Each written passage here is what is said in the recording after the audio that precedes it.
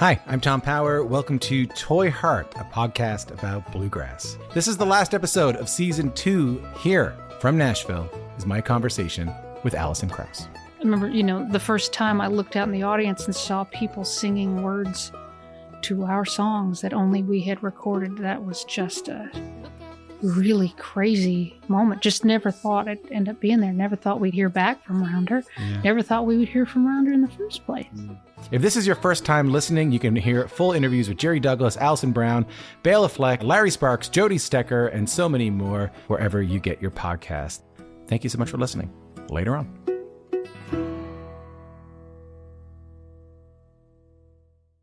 This episode of Basic Folk is brought to you by Yamaha Guitars. Yamaha's acoustic guitar legacy began with the introduction of their steel string FG series in 1966. Recently, their flagship FG9 model has become a favorite amongst bluegrass musicians such as Trey Hensley. The Yamaha Custom Shop in Los Angeles has handcrafted custom guitars for artists, including Jake Eddy, Fred Kosak, and Jordan Tice. Visit YamahaGuitarDevelopment.com to learn more about Yamaha's high-end acoustics.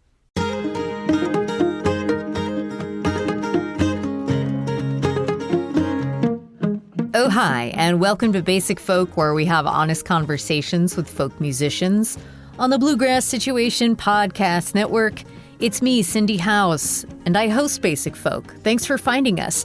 Very happy to have Humbird on the pod today. I got to see Humbird a couple of times in recent months, once opening up for Margot Silker in Pittsburgh, which was awesome, and then when I attended the Folk Alliance conference in Kansas City, Humbird was like the act to see, and they were great. More on that in just a bit. First of all, I gotta ask you, are you on Basic Folk's mailing list? Because you really ought to be. It's the place to find out what is happening on the podcast, who's coming up, who's been on recently, and all of our thoughts and feelings about everything that's going on around us. It's easy to sign up. You can do it at the link in the show notes, or you can go to basicfolk.com. And thanks. You can also follow us on social media. We are on Facebook, TikTok, and Instagram. In case you're wondering, Instagram is the platform I post pictures of my dog.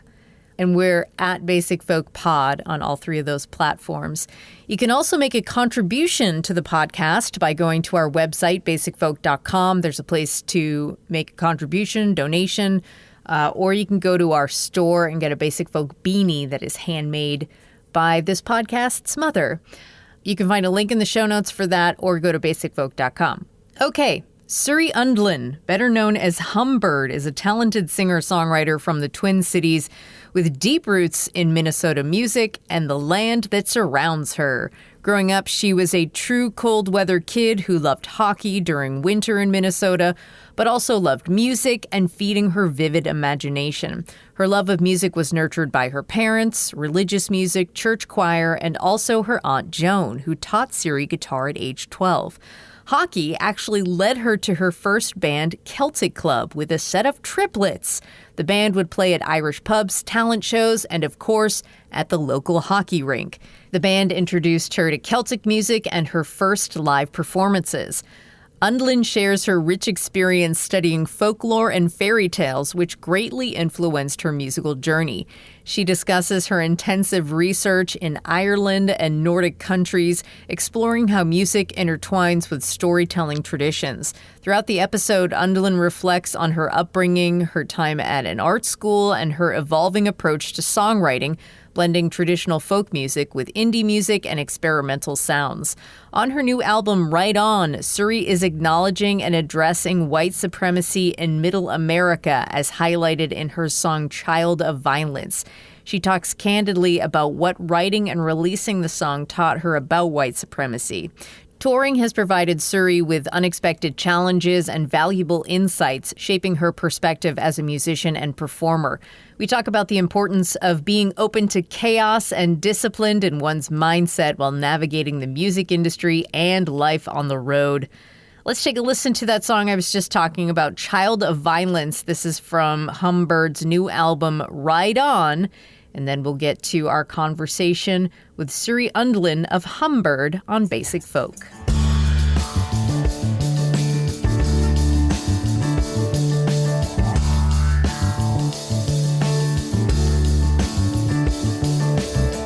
Another child of violence,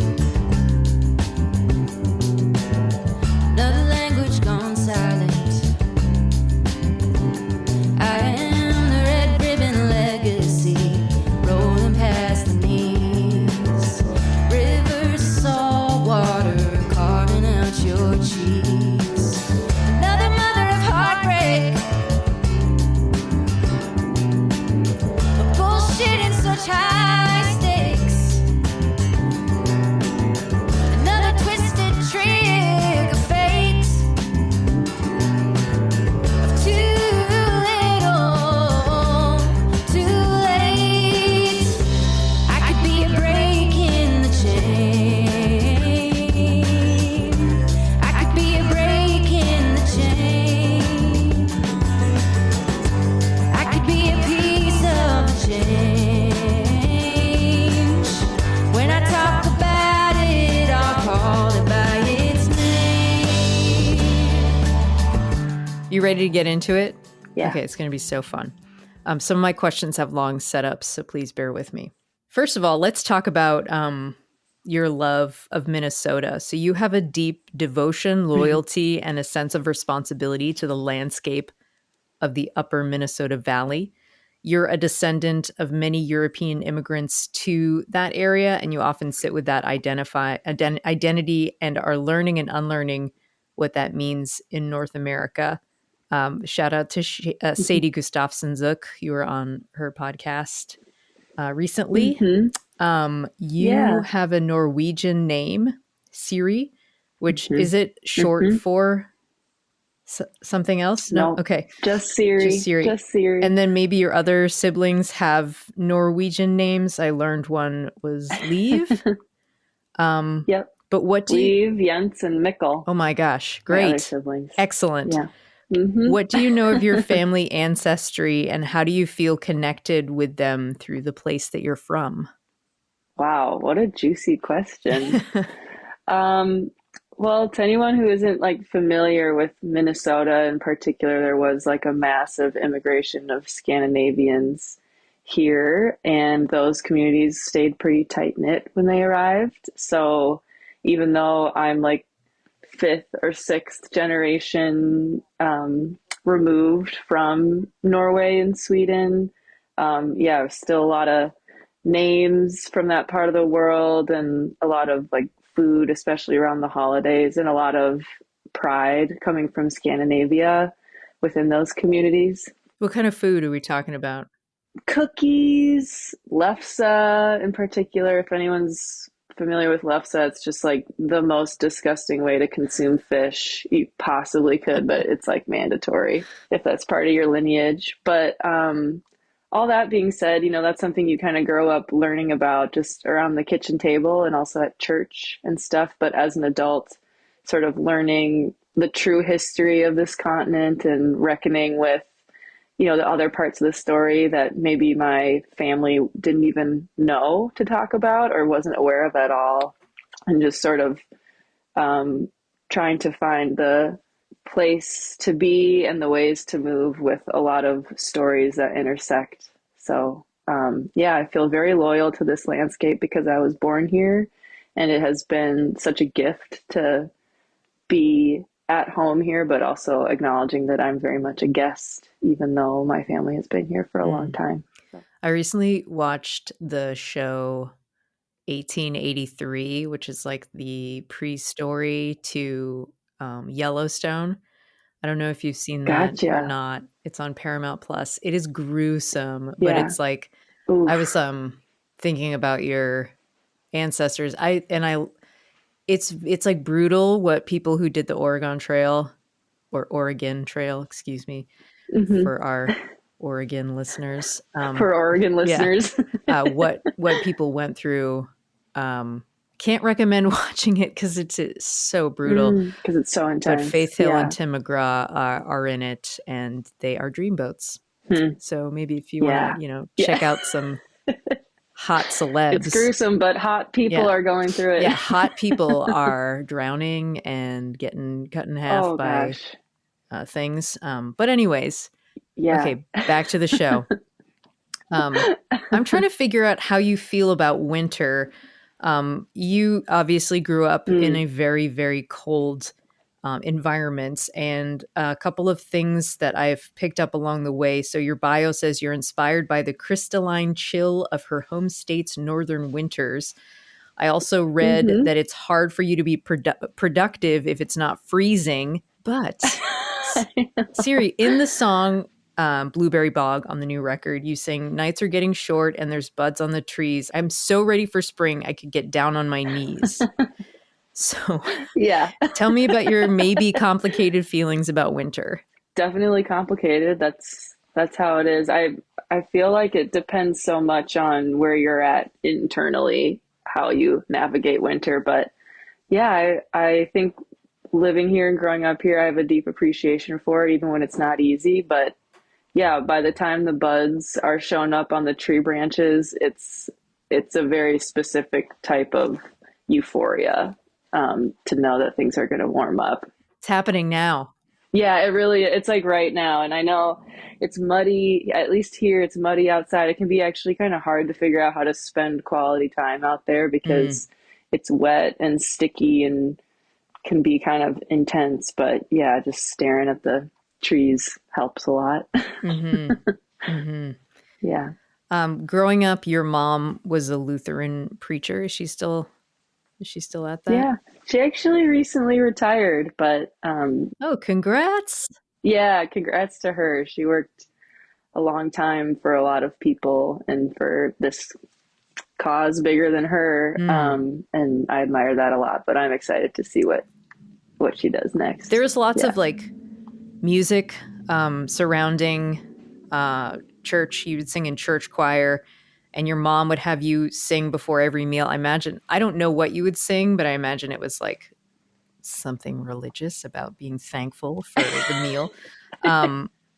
And you have early memories where you like didn't know the words to what you were singing, but you were like happy to be singing with everyone. So when did you start to like understand religion, and how did that change your relationship to the songs and the kind of like spiritual music that you were surrounded by at church? Well, I guess I'll start by saying I still don't understand religion fully, and I think it will continue to be a baffling, disturbing, and mysterious concept for my whole life. If anyone has any clarifying insight on the intricacies of why us humans are so preoccupied with our religions, I'm all ears. I think it's a fascinating topic and also a harrowing one. But I think that in the Lutheran tradition, it can be sort of a reserved and quiet culture, but when it comes to the music, there's a lot of praise and just like gratefulness and thankfulness towards the natural world and like abundance when it's on your table. And even today, that's still generally things I can get behind, like when we're singing as a family before meals, because we still do that. Cute. Even as someone even as someone who's had a long and winding path away from organized religion, there are really nice moments of being at the table together and just pausing, before sharing a meal is a powerful thing, no matter what. Yeah. So how has faith and religious imagery played into your writing? Because it does pop up in your songs from time to time. And then how did your writing help you? I mean, you say you don't understand it, but like clarify some things about spirituality and religion. Yeah, I think that especially with a mom who's a religious leader, and also my grandfather is a Lutheran preacher, an uncle as well, a great uncle. So there's very much the tradition of like getting up in front of people and telling a story, and then also the concept of like a calling from a greater source. you can put that within a Christian framework. But if you broaden it out and just look at the concepts in general, it's really not that different from music at its best. I think when it's rooted in the concepts of love and belonging and community and activism, those are the same words that I think of when I think of music that moves me. So ultimately, I didn't grow up in a house with professional musicians, but as I've done more and more music and it's become my livelihood, it's kind of fascinating to look at the overlaps and be like, actually, this is not that different from what my mom does and what I grew up watching her do, which was like pointing to beauty, pointing to old stories as a way to instruct us on how to move in our present moment and how to do so in a way that's like rooted in love. But I also have the privilege of growing up in a house that was within a Christian framework that was rooted in love. And I know that's not the case for many people. So it's sort of a unique situation, but it definitely propels me in moments where I'm not sure what I'm doing or what the point is. There is this voice, I think, from just the way I was brought up, which is like, there are things you don't understand. Trust the process, trust that there's like a creative source that we're all kind of tapping into. And sometimes you don't need to understand it to be partaking in it. And yeah, that's one beautiful thing that I think I grew up with. That's nice. And also appreciate the note about your experience not being everyone's experience, but it's nice to hear. It's nice to hear about it. You have 4 siblings, or you had 3 siblings, so you're one of 4. You're all close one in of 4. age. Yeah. Are you? What order are you in the kids? I'm the oldest. You're the oldest. Okay, that was going to be my guess, but I didn't want to be wrong. Yeah. Do I exude older sister energy? Yeah. Well, I feel like I heard you talking about leave, and you were talking about the age difference, and I did a quick I did quick girl math, and then I came to that conclusion. Okay, so all 4 kids close in age, you would all play together, which sounds like so cute. A lot of your early memories have your siblings in them, so you just were around each other all the time, and we're playing together. Probably maybe some fighting too, but how do you think the way you engaged in play with your siblings continues to like impact your imagination? Oh, what a great question. Well, I think with the siblings that I have, and I'm sure other people experience this with friends too, but when you have this like little unit, there's just such a shared language. Maybe language isn't the right word, but you can be wrestling around on the concrete on the driveway, or you can be like romping through the woods, and it's sort of this, the characters shift, the games shift, but there's this sort of shared universe that you all inhabit. And I think that does inform my creative process a lot, in that like you can experiment, you can change, you don't have to stay stuck, but it is all part of this kind of cosmos that you create, you contribute to, and you also have lots of collaborators in. And it's cool that you phrased the question that way. I never really thought about how also the Humbird project, there is definitely a sibling energy with my bandmates and the producers that we've worked with. It's just, it's a great sort of like same characters, different play kind of feel. And everyone is like, most of the collaborators are based in the Midwest too. So everyone kind of is working with the same landscape at heart. And yeah, it's cool to notice that through line. Thanks for asking that question. I never thought about it. There is like I had the word in my head, and I don't want to say like, I want to say like a childlike quality to Humbird, and the imagination of your songs and of you just really come out full force. And then hearing the fact that like you had this, little gang of kids that would play in the woods all the time. I wanted to hear more about it. Okay. Yeah. Here we go. You had a lot of adult encouragement when you were a kid. So teachers and grownups would like encourage you and urge you to keep writing, keep pursuing music. And you decided when you were young like very young that you wanted to be a singer-songwriter, which is kind of amazing. What was your confidence like over the course of your formative years when it came to your dream? And then like, what is it like now because of that? Oh, doozy of a question. You're really good at asking questions. Well, yeah, I definitely wasn't thinking about it as a job when I was little. I was just like, this is my favorite thing to do. I want to do this. And when people would ask like, what do you want to be when you grow up? And I would say a singer. No one like pushed back on it necessarily, you know, because when you're like 6 years old, people aren't like, think more realistically. Right. They're like, you can be anything you want to be. It's like when you're older that people, yeah. Yeah, the kind of plan B encouragement happened later. But I think because I was so consistently excited about singing and making up silly songs and experimenting on the instruments I could find, that, yeah, I did get a lot of encouragement. And I also, not to like just bring it back to Minnesota with every question we're talking about, but Minnesota does have like really generally has pretty great funding for the arts in public schools. So even though that's not the case for a lot of people, like when I was growing up and excited about music and in school, it was like, well, there's the band room or like there's the choir room, like go for it. And there's even a public arts school in the Twin Cities, and I attended that as a high schooler, which was like really focused music time. Yeah, so in some ways it was like very much a reflection of a community that invests in the art and also, yeah, has the capacity to invest in the arts. And yeah, I can't remember the second part of your question. What's your confidence like now?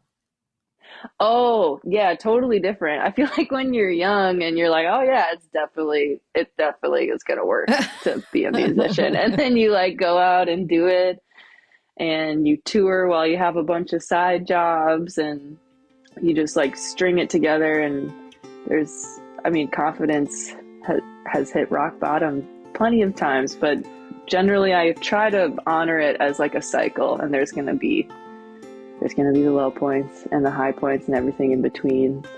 That framework has worked well for me so far, but yeah.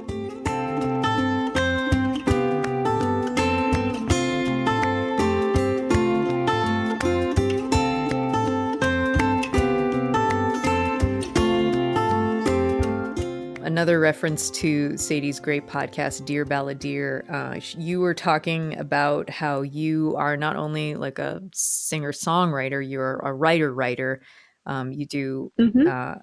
You write every day, poems, essays, short stories that you keep private. So I'm wondering, like, out of all the mediums for your writing, why was music the one that you really wanted? Well, I think I want or appreciate all of them for different reasons, but in particular, music is such a community endeavor, at least the way I experience it, like gathering in a space and someone singing or collaborating with fellow musicians or performances is just in my opinion, it's such a gathering centric art form, and it's really ephemeral in that way. It like floats in the room invisibly and we all experience it vibrationally. It's just like this magical thing that we get to experience all the time. Whereas writing, in my experience, is very private and solitary. And I love that about it too. And often if I'm out in the world performing too much and not spending enough time alone writing, I will get really off kilter, and I can feel that internally. So I think they're actually all part of the same spectrum of expression for me. It's just like some of it just feels so naturally performative and external, whereas on the other end it's like really reflective and internal, and I'm just way more careful about sharing that type of thing. Maybe one day we'll get the tell-all with all these essays and short stories. I hope so. Or just like I was talking recently about how like the ultimate goal is to just be like a wild old lady writing romance novels. Like that's my ultimate goal, and that's what I'm trying to get to. But you can't write great romance novels if you don't have like a full life of Right. experience to draw Yes. from. So I'm really just making the most Hmm. of it until I get to write like erotica in a treehouse. Yeah. Well, we need to get like a cottage by the shore. Yeah. You need to be a widow and Hmm. lots of Afghans and Yeah. like a medium Yep. long-haired old pussycat. Yeah, and like a pet squirrel or Oh, something. Like I'm open to all okay. of the whimsical possibilities, but I have to earn it first. I Okay. have to do the miles Definitely. first. Um, this is a question about wanting to help, and it came out of I heard you talk about the first song that you wrote, which came from a pretty intense place. Your little sister, Leave, when she was between the ages of 1 and 2, had some serious health problems and was in the hospital a lot. And you Hmm. were like somewhere between 5 and 7, maybe. Hmm. And you would make up little songs and sing them to her. They were like 60-second songs. And adults were like, those Yeah. are great. Did you write that? Keep doing that. Keep singing to her and Yep. making up Yeah. songs for Leave. Make things up and sing to her. It'll help her. So how much Hmm. of like making music is about helping people, and how do you think that like very early experience impacts your intention to help? Well, I mean, if I'm being honest, I think music is 100% about helping, and that can be helping others, that can be helping myself, but ultimately it's just like there's a song that can help you with wherever you're at. I Mm, like firmly believe that. I think of it as like a sacred endeavor. And it doesn't look the same for everyone, but I think the equation is there. Like whatever is going on for you, a song can help. And a song isn't going to fix things necessarily, but it can really empower us to find that third way, that impossible way. mm, It can help us endure the impossible. And um, yeah, so I just think 100%. mm. I like the things you say. Yeah, it doesn't mean that it can't be other things too, but yeah, I think that's like all of it. The root of all of it is that. All right, now I want to talk about Aunt Joan. And I appreciate the fact that you say aunt and not aunt. I probably say both depending No, on where I'm at and who I'm around. no, Okay, aunt. Aunt Joan. You were taught guitar by your aunt when you were 12, and she sounds like an important person in your life because of that. And also, it sounds like Hmm. she probably helped you in a couple different ways, but I also heard she helped you record your first songs, or like get you the access to record. So tell me more about Joan and what it was like to have an older female musician and relative to look up to while you were first learning. Yeah, my Aunt Joan is an amazing person, and um, yeah, she's really generous with knowledge, and one of her areas of expertise happens to be music. She played church music. That was like part of her profession.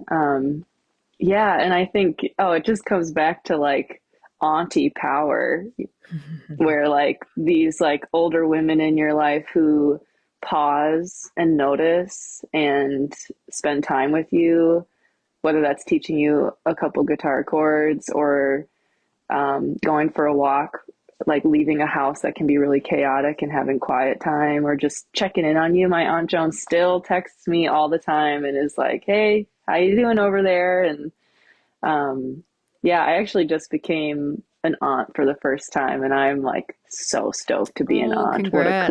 What a cool role. Yeah, it just seems like we have a Mother's Day and we have a Father's Day, but we should have an Auntie Day. Hmm. They don't get enough love, where like they just kind of can keep the world moving, when parents are overwhelmed or under supported, Hmm.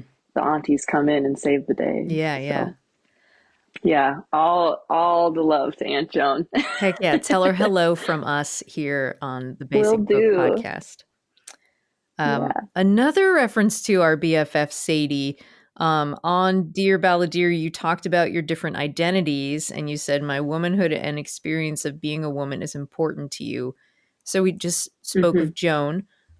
Where were Hmm. your role models for being a woman when you were younger? Like, not just people that, were physically in your life, but like any kind of like cultural exterior influences, Mm. like, and how helpful or how detrimental were they as you got older and wiser? I mean, I think in some ways I got really lucky just based on what I naturally gravitated to, which was Avril Lavigne and her tie and Skater Boy. And I would just come home every day after school and sing that entire record into a tiny karaoke machine at the top of my lungs. And when I felt that I should branch out from Avril Lavigne, I think I got a Michelle Branch CD. And from there, I got an Alanis Morissette CD. So I think I was kind of growing up in the like late 90s, early 2000s when I was like just such a sponge. And it just so happened that there were all these like incredibly badass confessional female songwriters who were like at the root of it were like, life's hard.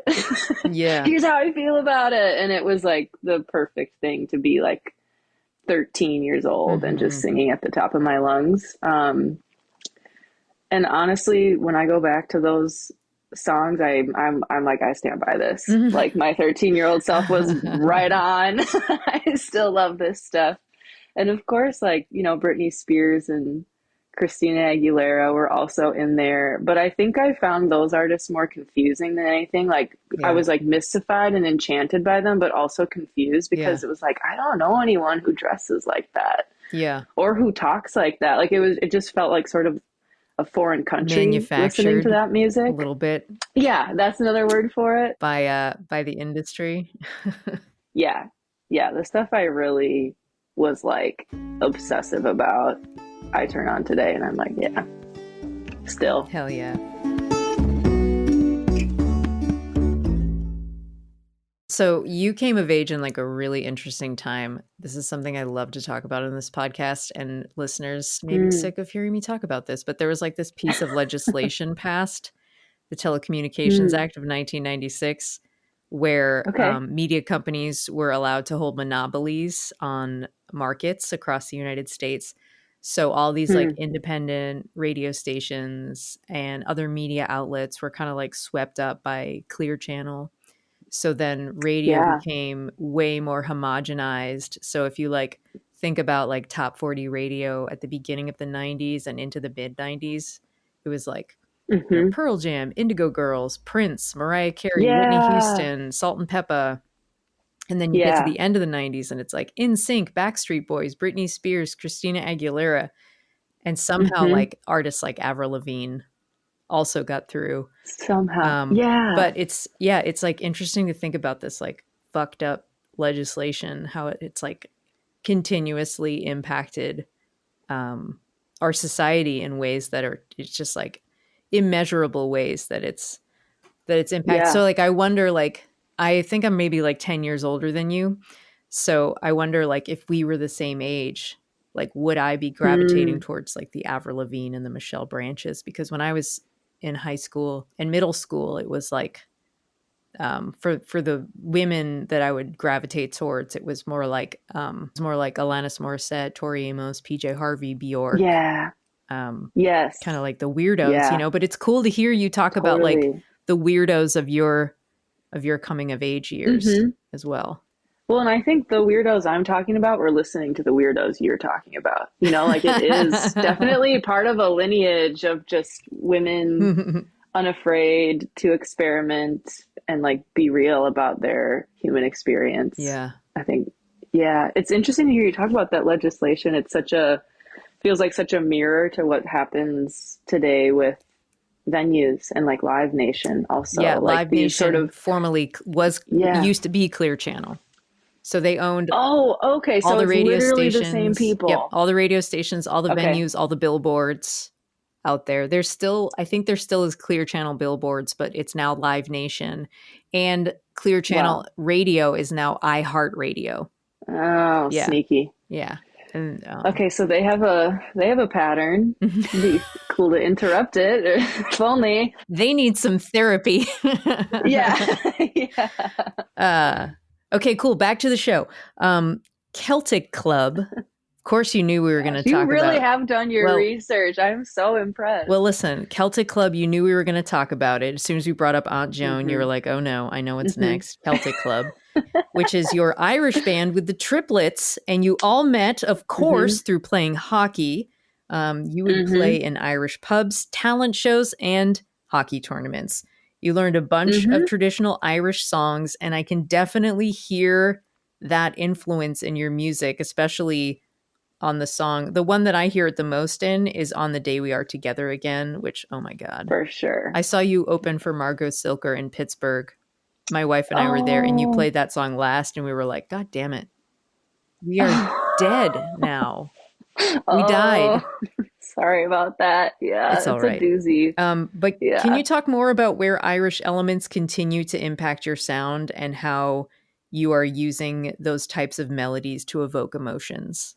Yeah, well, the Celtic Club was like one of the more like formative experiences as a young person, and pretty cool to be listening to like Avril Lavigne, and then after hockey practice going over to the Coughlin's house. Yeah, let's and put on the Chieftains. studying traditional Irish music. Yeah, and it was, I think in some ways I didn't realize this at the time as a kid, but because I'm not from a family that's Irish, it was a very lighthearted thing. Ultimately, it was like, I love singing with my friends, and this is like their history and their traditions, and I just get to be part of it. Like it feels like such a serendipitous, cool thing, and it always felt that way. You guys weren't talking about the Troubles? We were not. Yeah, that wasn't, I don't know that we knew much about it. But I did learn because the Celtic Club was such a positive experience. I then went and studied music in Ireland and like was exposed to all of like the political radicalism and undertones of some of the songs in the balladry tradition, and just like the concept of, you know, a neighborhood and how songs can be that specific. That was sort of, I didn't catch that this side of the Atlantic. And so, yeah, studying music over there and realizing how specific it could be, and how the more specific it was, like I was still relating to it as someone from a totally different place, and just feeling so moved by the way the melodies could evoke emotion while telling a story. I mean, it's just, yeah, it's hard to put words around a tradition that's so profound, but you can't be around it and not be changed by it. So was it something with I'm interested in hearing more about like, this melody makes me feel a certain way. I want to incorporate that into my music. So I don't know how much like music theory, you know, like if you're like, okay, I know that these chords are part of this such and such progression, and I'm going to put those chords in my music. Or if you're like, this makes me feel a certain way, I'm going to do like an imitation almost of it. I don't know. The imitation sounds like a negative reinterpretation of it in your music. Yeah, no, I don't hear it that way. I think that's accurate. I think I'm not a music theory person. I can read music in an emergency and it's not going to go well, is kind of how I talk about it. It's like, can someone play the piano? It'd be like, me, but really badly. That's like how that feels. That's me in Spanish. Yeah. Yeah. It's like, if no one else can, I'll try. But, yeah, it's all feeling, it's all emotion and intuition. And I think that's part of why the Irish tradition spoke so much to me, especially when it still does, but when I was younger, I was so drawn to it because it's also really oral. Like you're not at the pub with your sheet music, you know, you're just listening and repeating it over and over to yourself and finding ways to imitate it. But then also within that tradition, you always talk about who you learned the songs from and where you learned the songs. So it doesn't feel like theft or stealing. It actually just is like, well, this is where I was, this is who I learned it from, and there are some variations because of this, this, and this. And it just feels like a ongoing dialogue that can be had in a respectful way and not appropriative. So yeah, it's an exciting thing to sit with and learn from. So you doing all that intensive studying, was that part of your Watson Fellowship? Yeah. I'd love to hear more about it. It sounds like you went to Ireland and conducted extensive folklore and musical research around the world, is what they say about you. So could you talk more about that experience, and then how did that change your musicality? Yeah, well, I, as an undergrad, I was studying folklore and fairy tales, and also just how music overlapped with that topic. Fairy tales. The Watson, Yeah. That's amazing. So fun. Yeah, I could go off about fairy tales. Can you just tell me how do you spell fairy? I spell it with an I, Wow, traditional. Fairy. Very traditional. Fine. Um, but yeah, so I took off as like a 22-year-old with this research grant for 1 year to look at how people use music to tell stories and how people use music to remember stories, because so often there's these choruses that are repeated and you can really internalize them. And I was focusing specifically on the Celtic countries and the Nordic countries and the ways that the stories and melodies moved between the two, because there was so much trade and interaction, which is like a very benign way of putting it. But looking back now, I'm like, oh, it's funny. It was like this love I found through friends, the Irish tradition, and trying to sort of like find the connections with my own family history on like a microcosm level. But ultimately, when you're in Norway or Sweden or even up in Sapmi with like the Sami people, and then you're down in Scotland and Ireland, it's amazing the overlapping themes and melody lines that you hear. And Wow. there were times where I would hear a traditional story in, I don't know, Edinburgh, and then, you know, like 2 months later in Oslo, someone would be like, let me tell you an old Norwegian story, and be like the same story. And just an appreciation of how in these folk traditions, like these songs and stories like deeply belong to some people, but also they're bigger than that, and they have sort of their own agenda. Sometimes they're like sentient beings that float around and land places. I'm ready to sign up for the Humbird European vacation tour. Fairy tale. Yes. Yeah. The Someday. event of a cool. lifetime. I just got off the Kiyamo cruise. Yeah, how was that? It was really fun. Like I was just like, okay, Cool. yeah, this obviously like a lot of my favorite musicians are going to be on this. Yeah. But I've never been on a cruise and it's so weird. But it was I actually bet. really fun. I think you Yeah. would. I talked to somebody today who's played a Keyamo, and they were like, I did not like it. It's like the cruise aspect of it is like pretty heavy. Mhm. You know, like the food Yeah. is terrible. The cruise is weird, but like I found the and it's like all so wasteful being on a cruise. But I found the community that it created, like the week-long community it created, to kind of outweigh the weirdness of the cruise. But anyways, I await the sign-up page on humbirdmusic.com for the fairy tale cruise. Freaky Folky Fairy Tale Cruise with Humbird. Yeah, we're taking a flying sailboat. It will be via clouds along the Milky Way. We'll get to wherever we go eventually. Great. Can you also see if Tori Amos is available for this? Because I think she would be down. That'd be pretty cool.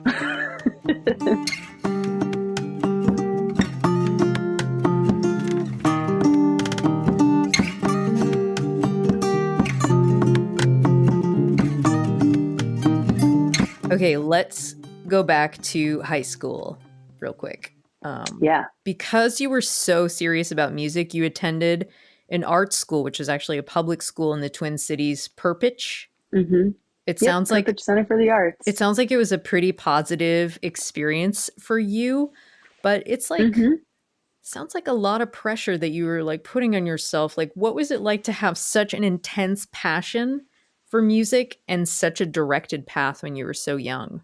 Yeah, I mean, I guess that is just sort of my experience. So I don't know that I felt it was like any more pressure than other people. And luckily, I think with a large family and playing hockey, I also played soccer. Like my days were pretty like diverse, I guess. Like I wasn't like only playing music and feeling like the pressure of music. It was more so like whenever I had downtime or quiet time, it was like, oh, I'd like to be playing guitar in my room by myself. And I think going to the art school was that was when I sort of had to quit other things and just really focus on it.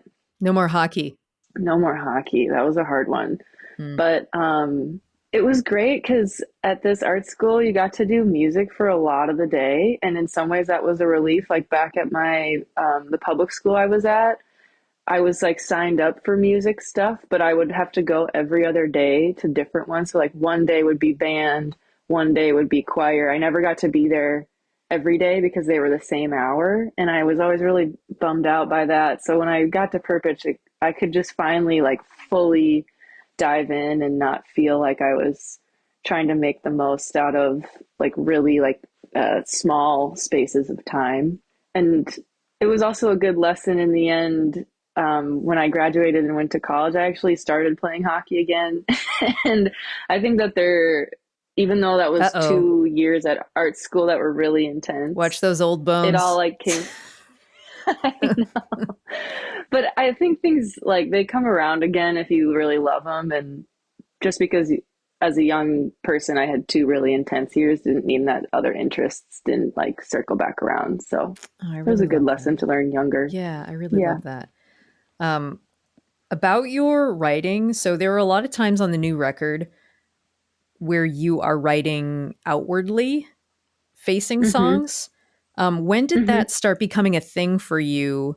And how hard is it to go inward or outward, like in either direction in your writing? If you know what I mean by inward, outward. I do. Okay. I do. And I think in some ways, like as a songwriter, you can be kind of tricky about it. Like there are certain songs on this new record that are like they use the word you, and it sounds like I'm talking to somebody, but like ultimately I'm also talking to myself. So the internal is external, and I think this record's focus is outward, whereas like the previous Humbird record, Still Life, was very inward. And I think that's just an overall tone of the whole record. But ultimately, like anything I'm saying to somebody else, I probably also need to hear. So Yeah. they're not so separate. Yeah. This is a very similar question, but similar but different. You have Yeah. talked about when you were young, you used music as a therapeutic tool and you would only write Mm-hmm. when you were upset. And now you treat Mm-hmm. it as a discipline and a craft and Mm-hmm. obviously more serious about it. But when did that start to change for you and how did you see your songs changing? Well, it continues to change all the time. Like I think I have said that in the past, like it's more of a discipline in the craft now, but also in this season of my life, I haven't written a song in 3 or 4 months, like no discipline at all. And that's just like the season that I'm in. Is that worrisome or is that okay?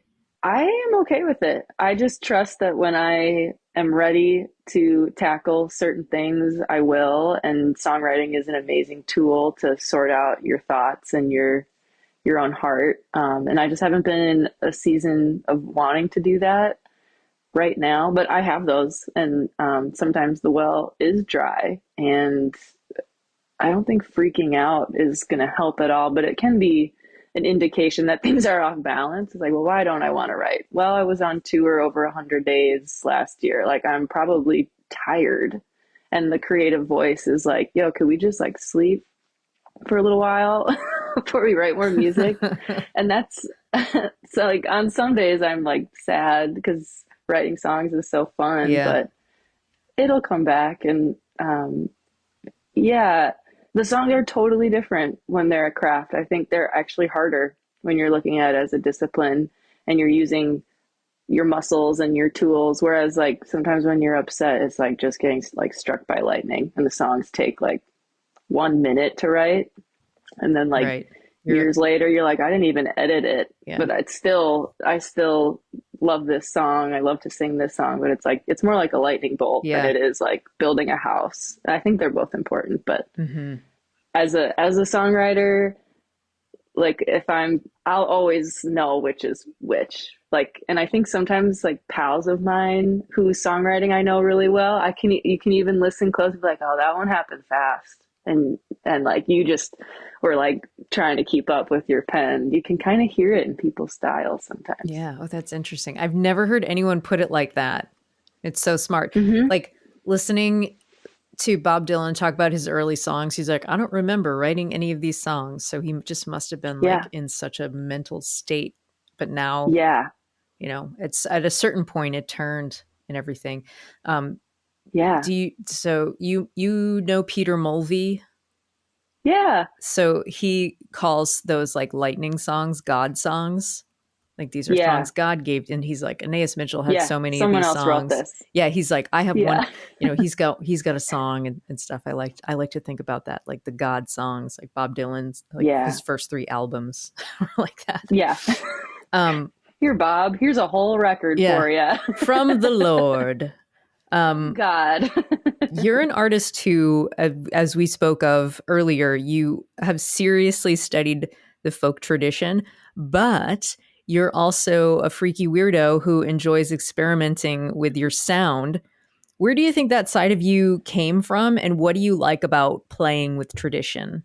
Man, you are so good at questions. I want to get a beer with you sometime late at night and talk all night. Done deal. But this also podcast is also awesome. But yeah, I think the experimental side is really a credit to Minneapolis and the Twin Cities music scene, which has a lot of genres going on, and like a cool history, like whether you're looking at Prince or you're looking at the Replacements or even bands like Semisonic, and just established venues like First Ave, just so much music coming through that was weird, just so weird. And I think it trickles down, and also in a place that's kind of, Minneapolis isn't necessarily isolated, but it can really feel that way sometimes. And people just always shifting who they're working with and experimenting. There's such a collaborative feel as far as like who's in a band and what are they making now.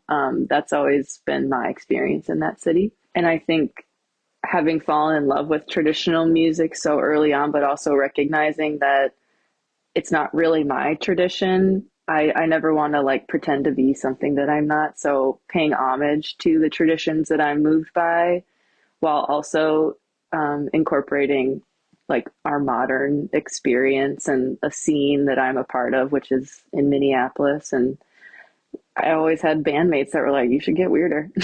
You should try this. And instead of shutting it down, being like, okay, yeah, let's try it. And we've walked this winding road for a few years now. Yeah. And you're doing a really cool job, particularly the new album, which is so fucking good. Good work. Thanks. Thank you so much. Okay, so the new album, Right On. Okay, this is a line from one of the press releases. It says, endurance in the face of uncertainty, having the guts to try even if you might be wrong. So, Siri, this album is like poised to be the most widely received of all your albums, which is all one can hope for in the trajectory of a career to just keep growing and growing and growing. One might say it might be a breakout album for Humbird. One might say. We'll see. Well, okay, with that in mind, how are you feeling about uncertainty these days? Yeah, it's scary and inevitable. I think that I've learned a lot in the last year just from touring and navigating elements of the music industry that I never knew about and never knew how to navigate. Like, it's just, in some ways it has been a doozy of a 12 months. And I have been super focused on like eating healthy and spending time with the ones I love at home this past winter, and kind of recovering a sense of self after just a lot of places and a lot of faces and a lot of miles. But in some ways it feels fitting with the Right On record to be where it's at, because actually me and my bandmates have been playing this record for like 2 years already live, just because we were an indie band from Minneapolis. That's why you're so tight. Yeah. It's sort of like we've always operated under the idea that like there are no rules. And when you are an indie band from Minneapolis, just seeing what might happen next, it's like, well, let's play the music we're excited about.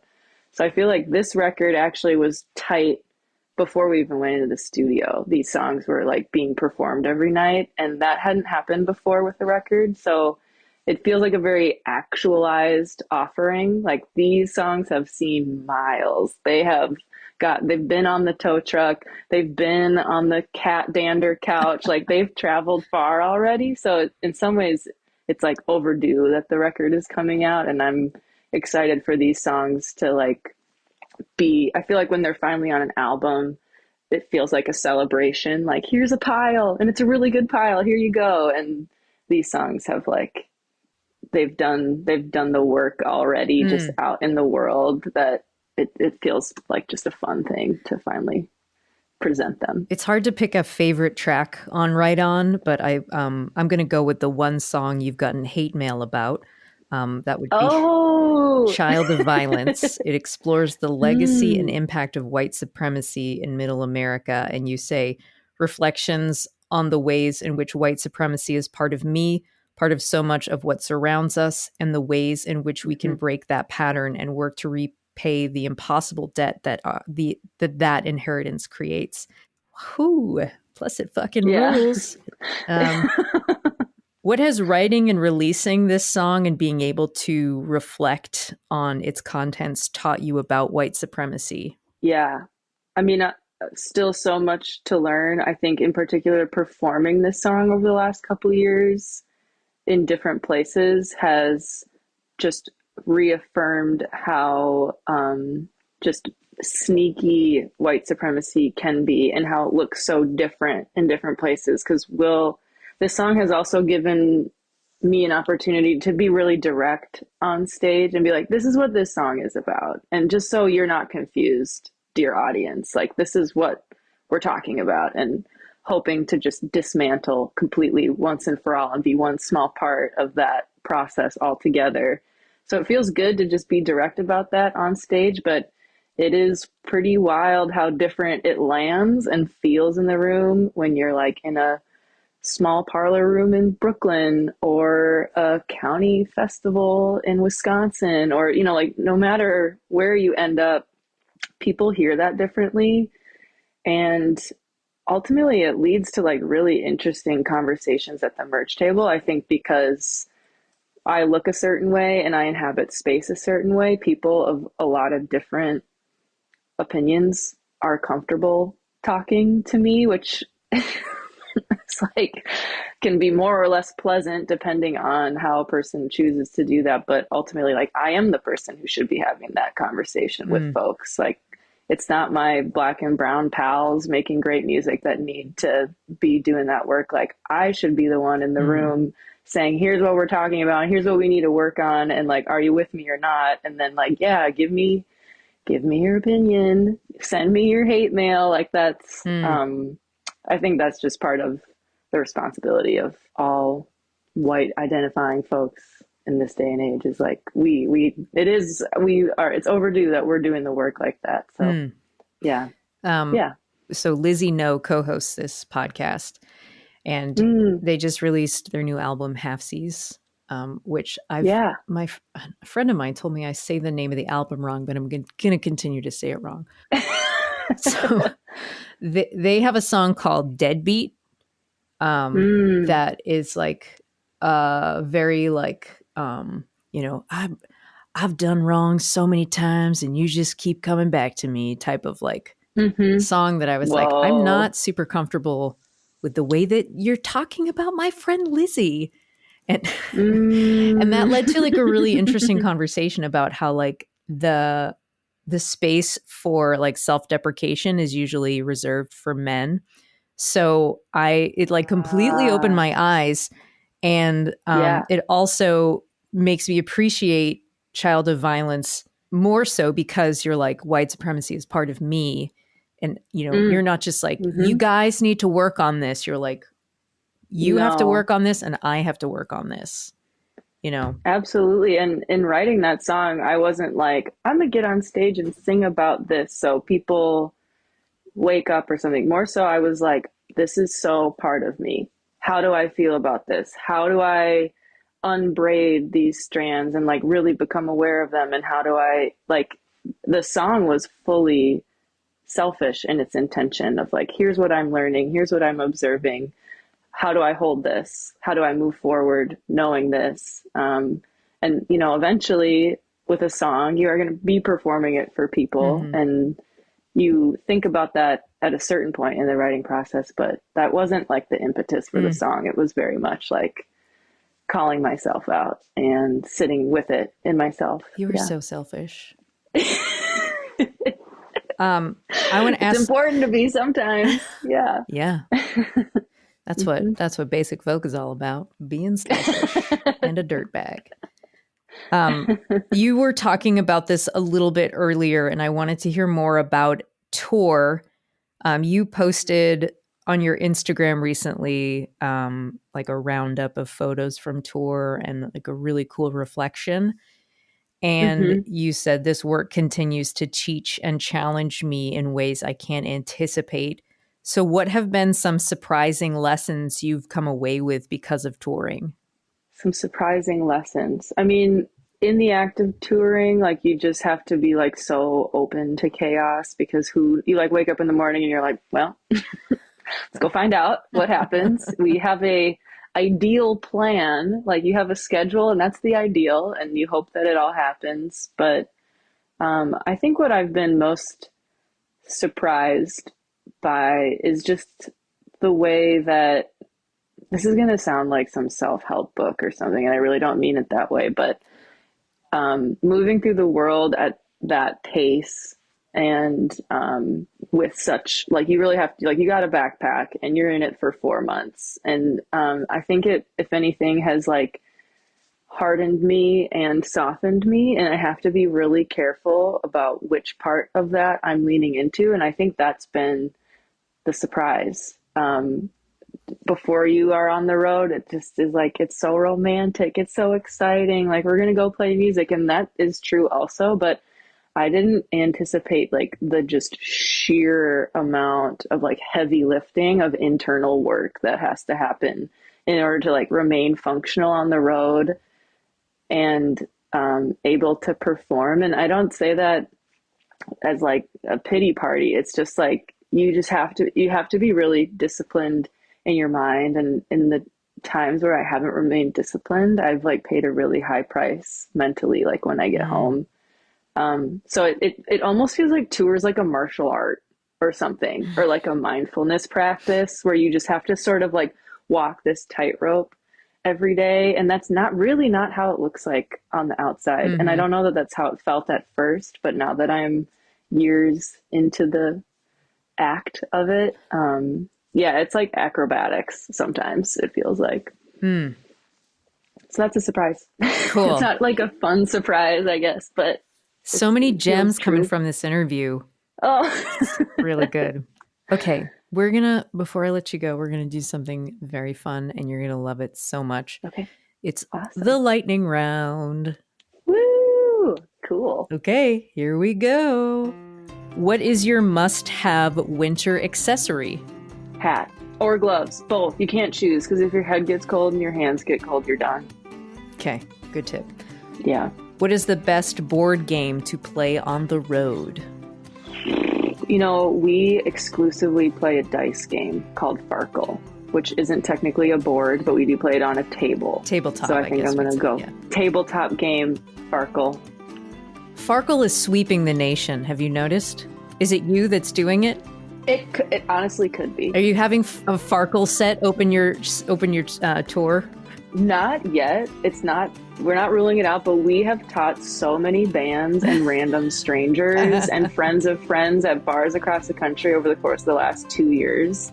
It could be us. Right. I didn't know it was sweeping the nation because we're just living in it. But if it's catching on, we're participating at the very least. Hell yeah. Okay. What is your favorite church hymn? Whoa. I love the melody of What Child Is This? The Christmas one, but that's because it's like an old pagan song.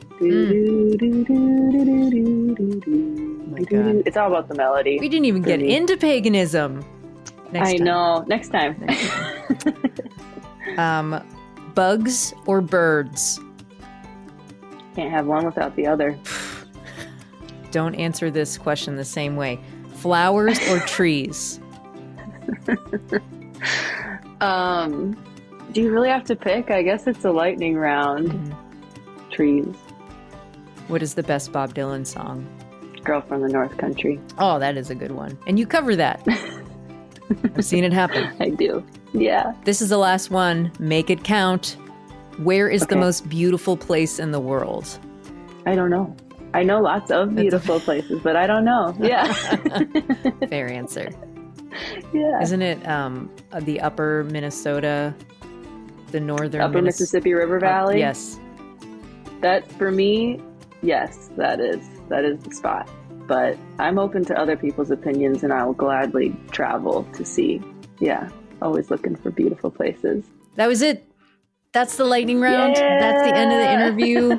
We both did really great. Aw. Round of applause. Yeah, for thank both you, of us today. Cindy.